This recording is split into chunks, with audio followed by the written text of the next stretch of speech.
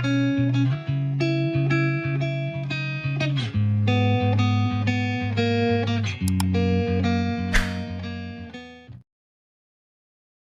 datang di Novella Channel. Terima kasih sudah mampir di Novella Channel. Bantu untuk klik tombol subscribe dan like untuk berkembangnya channel ini. Dan jangan lupa untuk nyalakan loncengnya agar selalu mendapatkan notifikasi terbaru dari Novella Channel. Silahkan menikmati cerita novel favorit Anda. Mari kita lanjutkan kembali kisah novel Nathan Lewis, Kultivator Sang Dewi episode 36, bersama Novella Channel. Selamat mendengarkan. Masih bersama Novella Channel. Mari kita lanjutkan. Mendengar bahwa seseorang membuat masalah di bar dan meminta untuk menemuinya, Elodie Eden sedikit marah. Tidak ada yang berani memprovokasi dia seperti ini di ibu kota provinsi. Bahkan jika itu adalah beberapa keluarga seni bela diri besar, mereka tidak berani untuk melakukannya. Elodie Eden buru-buru membawa orang ke bar, sementara Nathan Lewis duduk dengan mondar-mandir di kursi dan menunggu, dengan lembut menggosok cincin torus di tangannya dengan satu tangan. Alasan mengapa Nathan Lewis meminta naga bermata satu untuk memanggil kepala aula Elodie Eden adalah karena dia ingat apa yang dikatakan Tiago Levon, mungkin ibu kota provinsi juga memiliki cabang aula Taurus. Adapun siapa Elodie Eden ini, Nathan Lewis tidak tahu, jadi dia ingin bertemu Elodie Eden.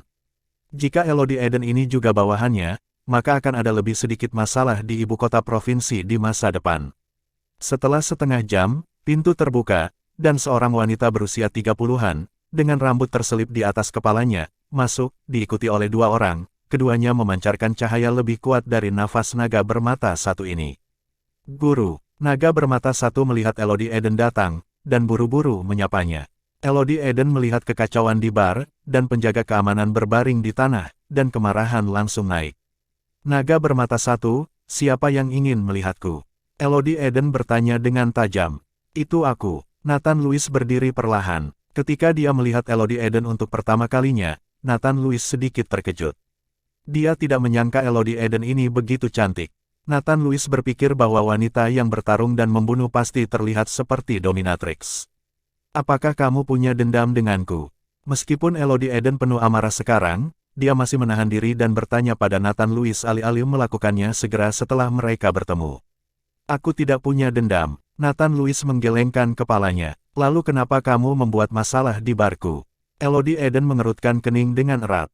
Pada saat ini, naga bermata satu itu berkeringat deras. Dia benar-benar takut Nathan Lewis akan memberitahu apa yang terjadi sejak awal. Jika begitu, dia pasti akan dihukum.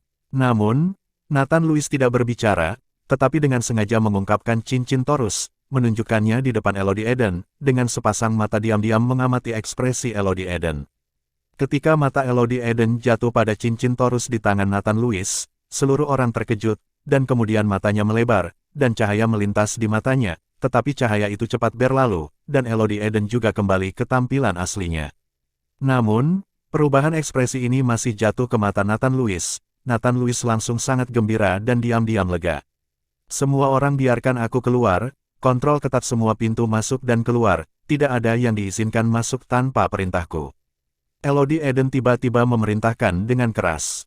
Meskipun bawahan mereka penuh dengan keraguan, orang-orang ini tidak berani melanggar perintah kepala aula, mereka juga membantu penjaga keamanan di lokasi, dan menjaga semua pintu masuk dan keluar. Ketika hanya Nathan Lewis dan Elodie Eden yang tersisa di dalam bar, Elodie Eden segera berlutut di depan Nathan Lewis dengan ekspresi gembira. Elodie Eden, kepala aula Elodie Eden, beri penghormatan kepada kepala aula. Taurus. Karena Nathan Lewis mengetahui sebelumnya, jadi tidak ada kejutan, tetapi dengan senyum tipis, bangun. Elodie Eden berdiri dan dengan hormat menunggu instruksi Nathan Lewis. Jangan menahan diri, duduk. Nathan Lewis melambai pada Elodie Eden duduk di seberang Nathan Lewis, dan Nathan Lewis menuangkan segelas anggur untuk Elodie Eden. Tuan Istana, saya tidak tahu mengapa Anda tiba-tiba datang ke ibu kota provinsi untuk mengunjungi aula Elodie Eden saya. Elodie Eden bertanya dengan wajah bingung. Saya datang ke ibu kota provinsi karena seseorang datang kepada saya, dan saya membawa Anda ke sini karena iseng. Saya tidak menyangka bahwa Elodie Eden Anda benar-benar pintu masuk kuil Taurus. Apakah Anda tahu apa pintu masuk lain dari kuil Taurus? Nathan Lewis bertanya pada Elodie Eden. Masih bersama Novella Channel, mari kita lanjutkan. Elodie Eden menggelengkan kepalanya. Tuan Istana, Aula Taurus kami memiliki total 13 pintu masuk aula, tetapi tidak ada hubungan dengan pintu masuk aula kami, jadi kami tidak saling mengenal, bukan Tuan Aula tua telah memberitahumu. Memikirkan kepala naga tua, Nathan Louis terdiam beberapa saat. Kepala naga tua itu berada di penjara.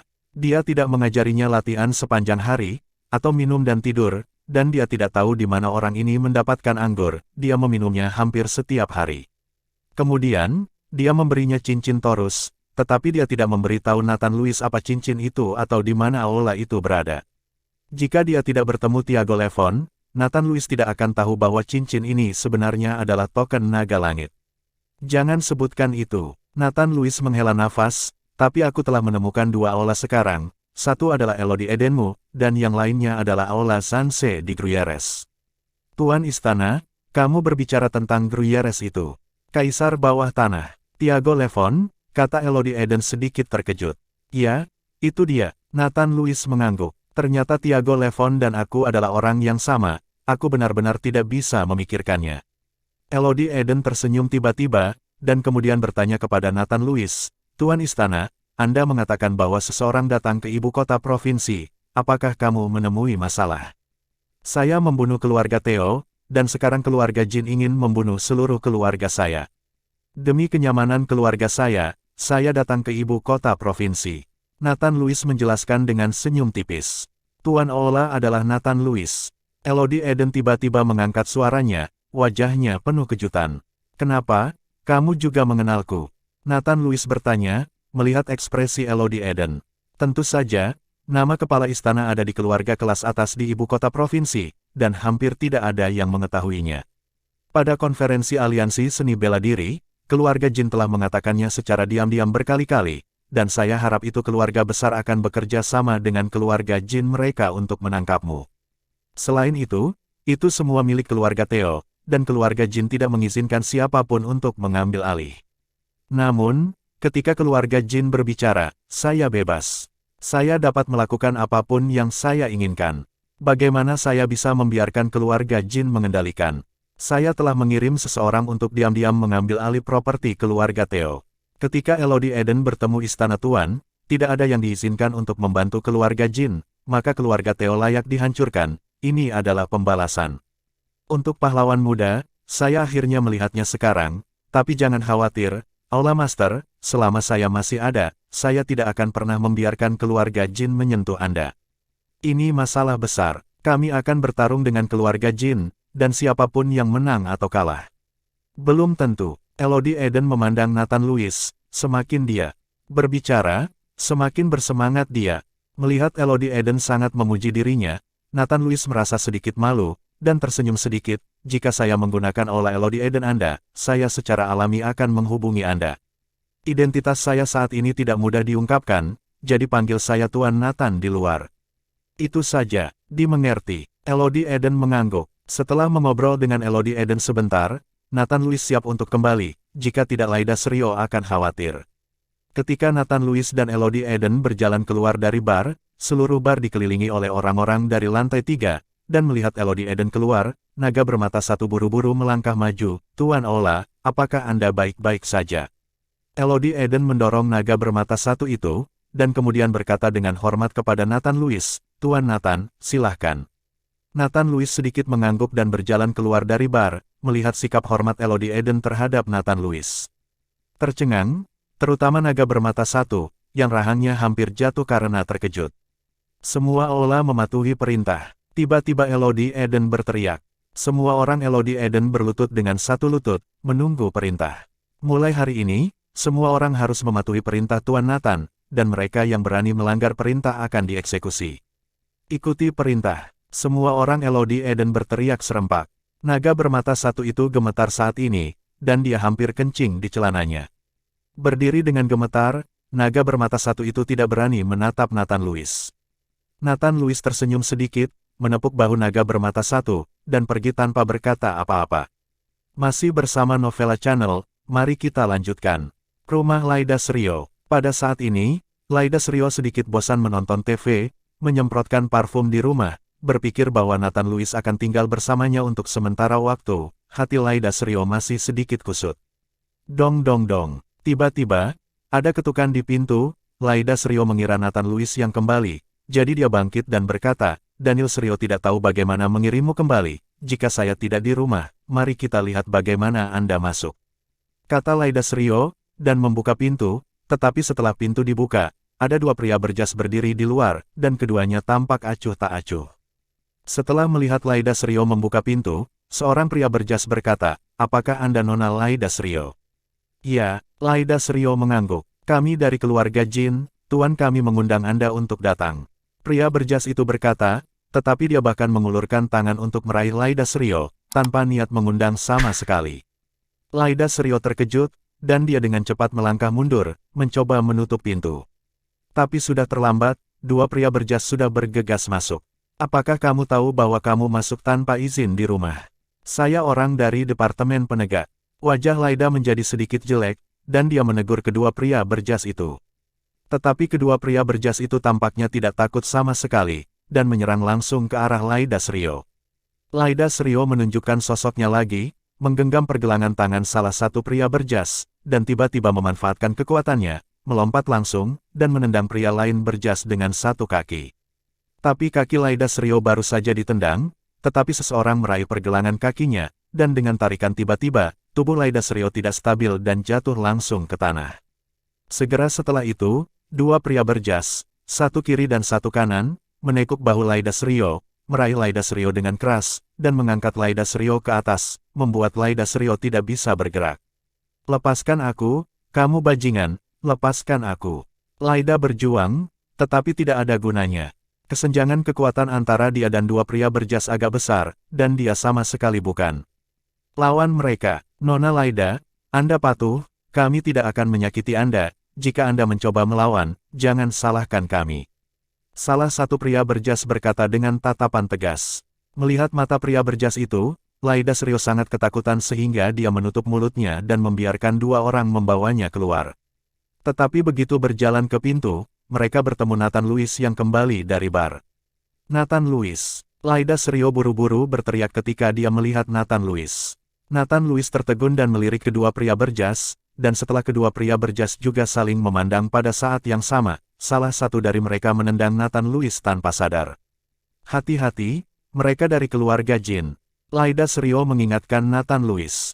Ketika pria lain berjas yang memegang Laida Serio melihat ini, pisau tangan mengenai bagian belakang kepala Laida Serio, dan Laida Serio langsung pingsan. Kali ini, dua pria berjas menyerang Nathan Louis bersama-sama. Mata Nathan Louis berkedip, dan dia segera pergi untuk menghampiri. Dia mengulurkan tangannya dan meraih pergelangan tangan kedua pria berjas itu, dan tubuh mereka tiba-tiba berhenti. Ini, kedua pria berjas menunjukkan kepanikan di mata mereka. Meskipun mereka berdua bukan master dalam keluarga Jin, tetapi jika mereka berdua bergabung, bahkan prajurit kekuatan internal dapat bertarung satu sama lain. Tetapi menghadapi Nathan Louis, keduanya ditahan segera setelah mereka bergerak, yang mengejutkan kedua pria berjas itu. Klik, tanpa ragu sedikit pun dan kasihan, Nathan Louis langsung mematahkan pergelangan tangan kedua orang itu. Ah!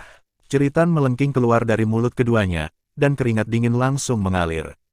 Apa yang kamu lakukan dengan Laida Serio? Nathan Louis bertanya pada kedua pria berjas itu. Kami tidak tahu. Kedua pria berjas itu menggelengkan kepala secara bersamaan. Masih bersama Novella Channel, mari kita lanjutkan. Nathan Louis tiba-tiba menerbangkan kakinya dan menendang langsung lutut kedua pria berjas. Kaki kedua pria berjas bengkok aneh dalam sekejap, dan mereka semua patah. Jeritan itu terdengar lagi, tetapi kali ini Nathan Louis tidak mengajukan pertanyaan lagi, tetapi terus menyerang, mematahkan tangan dan kaki kedua pria berjas itu, dan langsung melenyapkan keduanya. Melihat dua orang yang tersungkur di tanah, wajah mereka penuh kesakitan, Nathan Louis berkata dengan acuh tak acuh, apa yang kamu lakukan dengan Laida Serio? Aku tahu keberadaanmu dari mulut Nona Laida. Mereka berdua sudah tidak tahan lagi dan hanya bisa berkata jujur.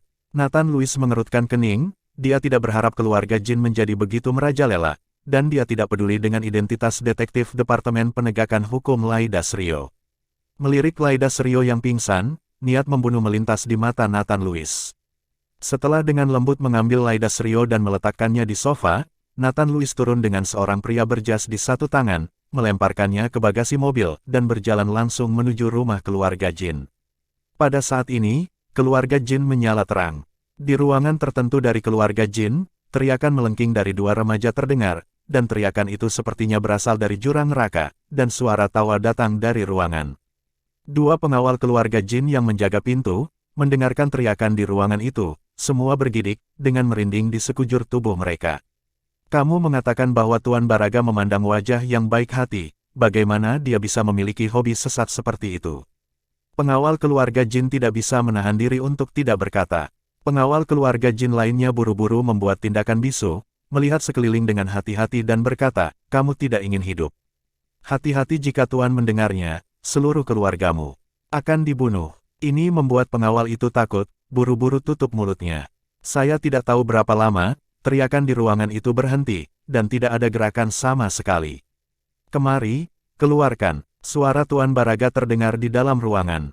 Kedua pengawal itu bergegas masuk, dan ketika mereka melihat tubuh kedua gadis itu di tanah, mereka semua terengah-engah. Melihat bahwa kedua gadis itu telanjang dan penuh dengan memar di sekujur tubuh mereka. Tetapi kedua pengawal itu tidak berani melihatnya, dan buru-buru mengeluarkan tubuh gadis itu satu persatu. Begitu mereka keluar, mereka melihat pengurus rumah tangga berjalan, juga mengerutkan kening pada tubuh kedua gadis itu, dan menasihati kedua pengawal itu, cari tempat untuk menguburnya, dan Anda tidak diizinkan memberitahu siapapun tentang urusan hari ini, kalau tidak, kamu akan mati. Mengerti, kedua pengawal itu mengangguk lagi dan lagi, beraninya mereka mengatakan lebih banyak. Pengurus rumah tangga, Leo, menghela nafas, menggelengkan kepalanya, dan berjalan ke kamar Tuan Baraga. Pada saat ini, Tuan Baraga sedang berbaring di sofa, wajahnya penuh kepuasan, sebatang rokok di mulutnya, sangat nyaman. Tuan Baraga, bahan ramuan untuk membuat pil telah disiapkan, saya ingin tahu kapan Tuan Baraga dapat membuat pil. Leo bertanya dengan hati-hati. Letakkan. Tuan Baraga masih berbaring di sofa dan tidak bergerak, dia melambaikan tangannya dan berkata, bagaimana bahan ramuan disiapkan untuk kita di Lembah Girong? Bersiaplah, kata Tuan kami, dan kemudian kami akan mengirim seseorang bersama Tuan Baraga ke Lembah Girong. Leo menjawab, kembalilah dan beritahu kalian para master, ketika bahan ramuan sudah siap, saya akan membuat alkimia kapan saja. Kata Master Baraga tanpa tergesa-gesa. Dimengerti. Leo mengangguk, lalu mengeluarkan tas kain dari tubuhnya dan meletakkannya di atas meja. Itu diisi dengan bahan berharga yang berusia lebih dari 100 tahun, yang digunakan untuk memurnikan pil yang memperpanjang hidup. Setelah pengurus rumah tangga Leo pergi, dia segera pergi ke kamar Alfredo Jin. Pada saat ini, Alfredo Jin sedang menunggu berita. Masih bersama Novella Channel, mari kita lanjutkan. Leo, bagaimana kabarnya? Kapan Tuan Baraga mengatakan dia akan menyiapkan alkimia? Melihat pengurus rumah tangga kembali, Alfredo Jin buru-buru bertanya. Tuan Baraga berkata, ketika kita telah menyiapkan semua bahan untuk Lembah Girong, dia akan membuat alkimia. Leo menjawab, sial, orang-orang ini benar-benar berhati-hati. Alfredo Jin tidak bisa menahan diri untuk tidak bersumpah, dan kemudian berkata kepada pengurus rumah tangga Leo, bagaimana persiapannya? Tuan, apa yang diinginkan adalah 100 tahun bahan yang sangat mahal. Saya telah mengikuti berkali-kali, dan harganya tidak bisa ditawar sama sekali. Saya khawatir bahan ini akan menelan biaya puluhan miliar dolar. Kepala pelayan Leo tampak bingung. Alfredo Jin mengerutkan kening, merenung sejenak, dan berkata, kembalikan semua dana, dan properti keluarga Theo semuanya terjual, jadi pastikan untuk memberikan semua bahan ramuan. Dimengerti. Leo mengangguk. Alfredo Jin bekerja keras untuk mempertahankan hidupnya. Uang itu semua di luar tindakannya, dan dia bisa mendapatkannya kembali jika dia tidak memilikinya. Tuan, sesuatu terjadi. Ini, seorang pelayan bergegas masuk. Di tengah malam, kenapa berteriak? Katakan sesuatu perlahan. Leo menegur pelayannya. Pelayan itu gemetar ketakutan, dan buru-buru berkata, Tuan, penjaga berdua mati di pintu, Anda pergi dan lihat. Ketika Alfredo Jin mendengar ini, kemarahannya langsung naik ke atas kepalanya. Keluarga Jin telah berdiri di ibu kota provinsi selama 100 tahun. Tidak pernah ada hal seperti itu sebelumnya, dan seseorang berani membunuh keluarga Jin mereka di gerbang rumah. Alfredo Jin ditemani oleh pengurus rumah tangga, Leo, dan bergegas ke pintu. Pada saat ini, sudah ada banyak pengawal keluarga Jin yang mengelilingi pintu, mengawasi pergerakan di sekitar mereka dengan waspada. Setelah Alfredo Jin tiba, dia melihat dua pengawal keluarga Jin tergeletak di tanah, kepala mereka dipukuli, mereka tidak bisa memberitahu identitas mereka sama sekali, dan anggota badan mereka juga ditekuk dengan aneh, jelas terganggu. Pengurus rumah tangga Leo dengan hati-hati mengidentifikasinya, dan wajahnya menjadi jelek untuk sesaat. Tuan, ini adalah dua orang yang dikirim untuk menangkap gadis keluarga Srio. Apa? Siapa yang melakukannya? Mungkinkah gadis dari keluarga Srio itu? Kemarahan di tengah tubuh membara, metode kejam untuk membunuh di depan pintu mereka jelas mengikuti provokasi keluarga Jin mereka. Tuan, kami memiliki pengawasan, Anda akan tahu sekilas. Pergi ke ruang pengawasan. Perintah Alfredo Jin. Setelah tiba di ruang pemantauan dan melihat pemantauan, Alfredo Jin menyaksikan dengan marah di matanya. Saya melihat sebuah mobil diparkir di depan rumah selama pengawasan. Nathan Luis keluar dari mobil, dan ketika dia keluar dari mobil, dia dengan sengaja melirik pengawasan dan menunjukkan cibiran. Segera setelah itu, Nathan Luis mengeluarkan dua pengawal keluarga Jin dari bagasi mobil, jelas bahwa tangan dan kaki mereka patah saat ini.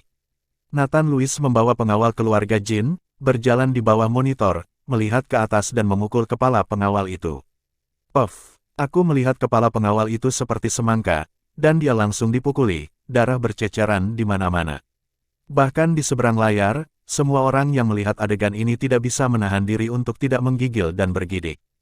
Nathan Luis menggunakan metode yang sama untuk menghancurkan kepala pengawal keluarga Jin lainnya.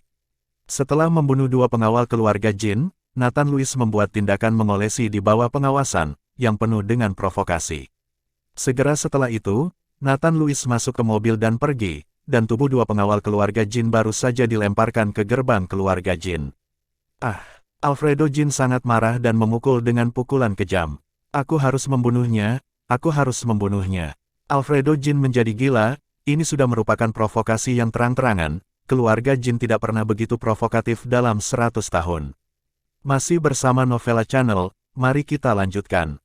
Leo buru-buru membujuk, Tuan, prioritas utama kita adalah menyiapkan bahan ramuan terlebih dahulu, sehingga Tuan Baraga dapat melatih pil perpanjangan hidup, maka Nathan Luis hanyalah seorang badut yang melompat di balok.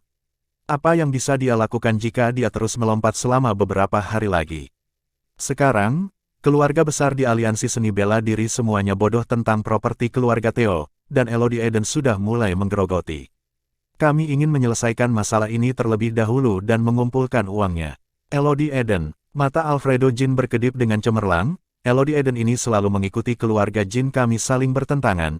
Cepat atau lambat saya akan mengusir mereka dari aliansi seni bela diri dan keluar dari ibu kota provinsi. Besok saya akan mengadakan pertemuan aliansi dan mengalahkan orang-orang ini dengan baik. Jika tidak berhasil, saya akan melihat babak sebenarnya di arena. Nathan Luis pergi dari rumah keluarga Jin, siap untuk kembali ke rumah Laida Srio. Tapi setelah berjalan tidak jauh, dia menemukan ada dua mobil di belakangnya. Pergerakan keluarga Jin cukup cepat. Mulut Nathan Luis sedikit terangkat, dan dia mengendarai mobil ke sisi jalan dan berhenti. Dia tidak ingin lari, dan tidak perlu lari. Tidak bisa dihindari untuk bertarung dengan keluarga Jin. Mobil Nathan Luis baru saja berhenti, dua mobil diparkir tepat di depannya. 4 pria kuat keluar dari mobil di belakang, lalu bergegas ke mobil di depan, dan membuka pintu dengan hormat. Pintu mobil terbuka, dan seorang pria parubaya berusia 50-an yang mengenakan setelan pelatihan dengan janggut di wajahnya berjalan turun. Melihat orang-orang ini, Nathan Luis sedikit mengernyit. Orang-orang ini tidak terlihat seperti keluarga Jin. Tuan, saudara Maresio dibunuh olehnya. Pada saat ini, seorang pria kuat menunjuk Nathan Luis dan berkata dengan marah.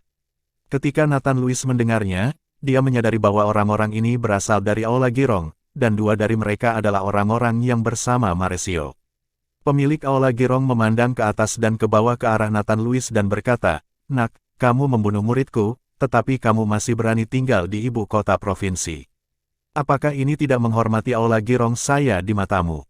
Pemilik Aula Girong, Nathan Luis tidak bisa menahan senyum. Dia bertanya-tanya mengapa para praktisi Qigong yang keras ini memiliki penampilan yang begitu tua, seperti apa yang terukir dalam cetakan, bukankah seharusnya sesuai dengan penampilan saat menerima pelatihan? Melihat Nathan Luis tertawa, pemilik Aula Girong berkata dengan marah, "Apa yang kamu tertawakan?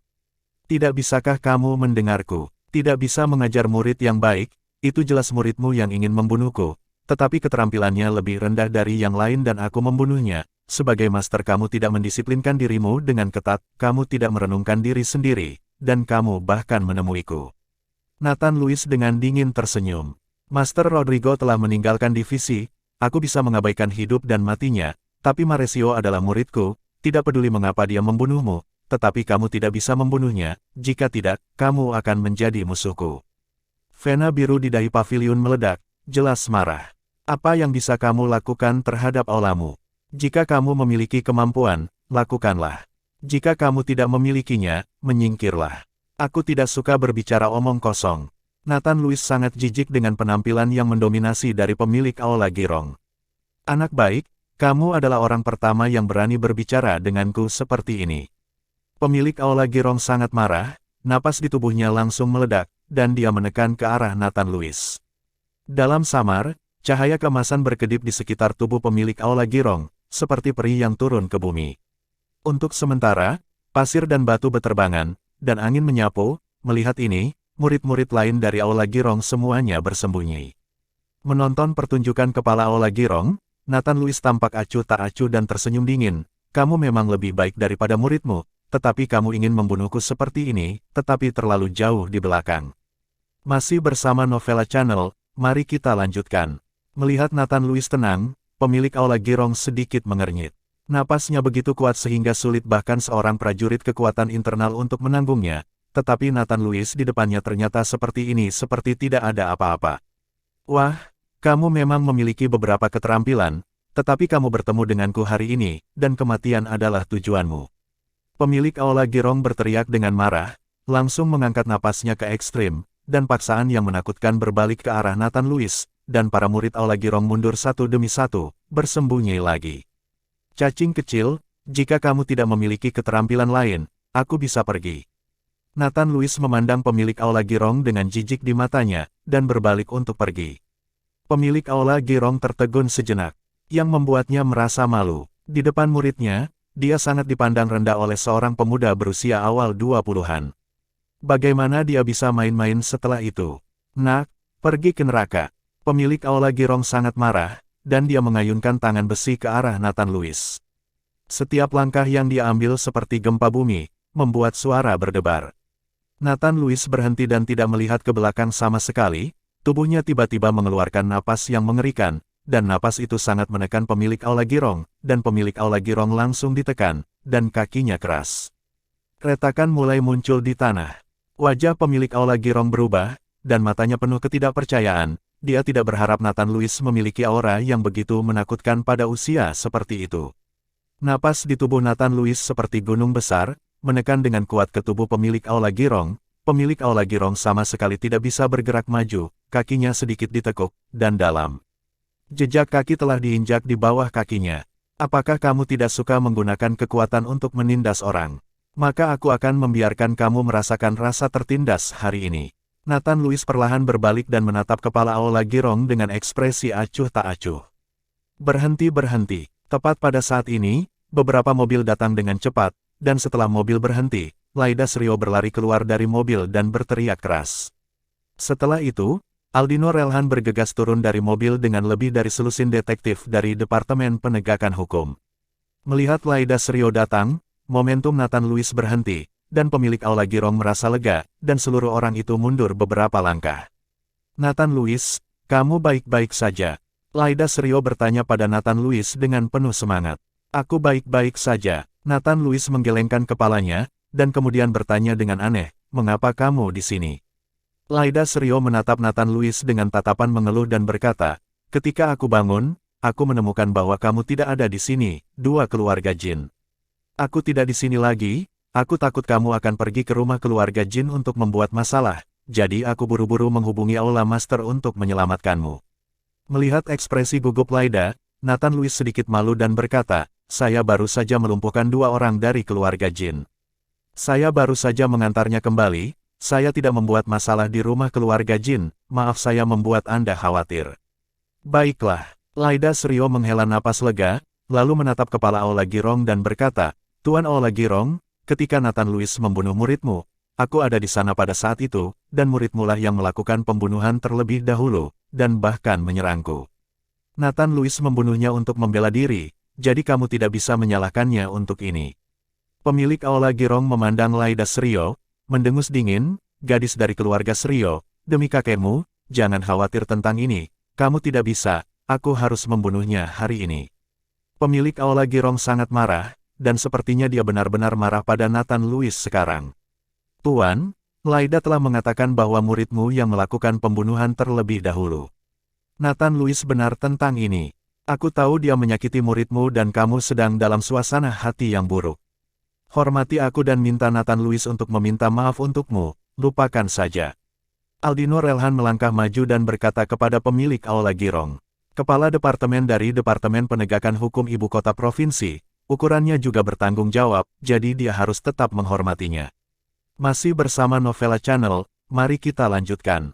Tetapi siapa yang tahu bahwa suara Aldino Relhan baru saja jatuh, dan kepala Aula Girong berkata dengan ekspresi tegas, Aldino Relhan, tidak ada apa-apa tentang departemen Anda di sini, lebih baik Anda tinggalkan saja, jika tidak jangan salahkan saya karena bersikap kasar padamu. Kemarahannya juga meningkat, dan di depan Nathan Lewis, dia, kepala Departemen Penegak Hukum, benar-benar tidak memiliki siapapun untuk memberinya wajah. Keluarga Jin tidak mau memberikan muka, dan sekarang bahkan Aula Girong tidak memberikan muka, yang membuat Aldino Relhan merasa bahwa dia telah kehilangan muka. Tuan Aula Girong, Anda harus berpikir jernih tentang konsekuensi bertarung dengan saya di Departemen Penegak Hukum. Aldino Relhan dengan cemberut mengancam pemilik Aula Girong. Bah, jangan menakutiku, aku bisa menanggung konsekuensi apapun, aku pasti akan membunuh anak ini hari ini. Pemilik Aula Girong berkata, tubuhnya tiba-tiba memancarkan cahaya keemasan lagi. Seperti baju besi, melindungi seluruh tubuh pemilik Aula Girong. Melihat ini, ekspresi Aldino Relhan tiba-tiba berubah, dan dia tidak bisa menahan diri untuk mundur 2 langkah. Tuan Aldino, apakah kamu benar-benar akan melakukannya? Pemilik pavilion mendengus, dan kemudian tubuh besar itu bergegas menuju Nathan Lewis. Pada saat ini, teriakan centil terdengar, Aula Girong, kamu benar-benar terbalik. Dengan teriakan centil ini, sesosok langsung muncul di depan pemilik Aula Girong, dan menamparkan wajah pemilik Aula Girong. Kali ini, semua orang tercengang, dan pemilik Aula Girong juga berhenti, menutupi setengah wajahnya yang bengkak dengan satu tangan. Klep lala, pada saat ini, puluhan orang tiba-tiba berhamburan, langsung mengelilingi semua orang di Aula Girong. Pada saat ini, semua orang melihat dengan jelas bahwa orang yang datang adalah Elodie Eden, kepala Elodie Eden. Elodie Eden, aku tidak punya dendam atau permusuhan antara Aula Girong dan Aula Elodie Edenmu, kenapa kau memukuliku? Menghadapi Elodie Eden, Aula Girong Lord jelas sedikit takut. Omong kosong, kamu berani tidak sopan kepada Tuan Nathan, dan kamu mengatakan bahwa kamu tidak memiliki keluhan denganku. Kamu sialan, kata Elodie Eden sambil menendangnya ketika dia mengangkat kakinya. Pavilion Girong sangat ketakutan sehingga pemilik Aula Girong mundur lagi dan lagi. Tuan Nathan, pemilik Aula Girong memandang Nathan Lewis dengan heran. Dia tidak mengerti bagaimana Elodie Eden ini begitu menghormati Nathan Lewis dan bahkan memanggil Tuan Nathan. Tuan Aula Girong, orang yang membawamu sekarang segera pergi. Jika Anda memberitahu saya bahwa Anda membuat masalah dengan Tuan Nathan, saya akan mengeluarkan Aula Anda dari aliansi seni bela diri, sehingga Anda tidak memiliki tempat tinggal di ibu kota provinsi. Elodie Eden dengan kejam berkata kepada pemilik Aula Girong. Meskipun pemilik Aula Girong tidak mau, pada akhirnya, dia pergi dengan putus asa. Mengikuti Elodie Eden melawannya, dia belum punya nyali. Bagaimana mungkin Elodie Eden menjadi salah satu dari 4 konsul di aliansi seni bela diri, akan terlalu mudah untuk mengusir mereka dari aliansi seni bela diri. Terlebih lagi, Elodie Eden sangat kuat, dia tahu bahwa dia bukan lawan, jadi dia hanya bisa membawa orang pergi. Tuan Nathan, apakah Anda baik-baik saja? Setelah mengusir orang-orang dari Aula Girong, Elodie Eden berjalan ke arah Nathan Lewis dan bertanya dengan hormat. Nathan Lewis tersenyum dan menggelengkan kepalanya. Melihat Elodie Eden begitu menghormati Nathan Lewis, Laida Srio dan Aldino Relhan tercengang, menatap Nathan Lewis dengan kaget, mata mereka penuh dengan luar biasa. Tuan Aldino, terima kasih hari ini, kata Nathan Lewis mengikuti Aldino Relhan. Tidak peduli apa, Aldino Relhan benar-benar membela dirinya hari ini. Sama-sama, aku tidak melakukan apa-apa, karena aku baik-baik saja, maka aku akan pergi. Aldino Relhan tersenyum canggung dan buru-buru pergi. Pada saat ini, hati Aldino Relhan tampaknya memiliki 10.000 kebingungan yang bergegas melewatinya. Dia tiba-tiba menemukan bahwa yang terbaik baginya adalah tidak berpartisipasi dalam Nathan Lewis. Dia awalnya berpikir bahwa Nathan Lewis tidak memiliki kekuatan. Nathan Lewis meminta maaf kepada pemilik Aula Girong. Sekarang tampaknya kekuatan di belakang Nathan Lewis tidak tahu betapa menakutkannya itu. Elodie Eden, kepala Aula Elodie Eden yang bermartabat, sangat sopan kepada Nathan Lewis. Aldino Relhan tiba-tiba menemukan bahwa dalam seluruh insiden, dia adalah yang paling tidak kuat berpesta. Terima kasih sudah mampir di Novela Channel. Bantu untuk klik tombol subscribe dan like-nya untuk berkembangnya channel ini. Novela Channel akan memberikan lebih banyak lagi cerita novel yang lainnya dalam versi audio.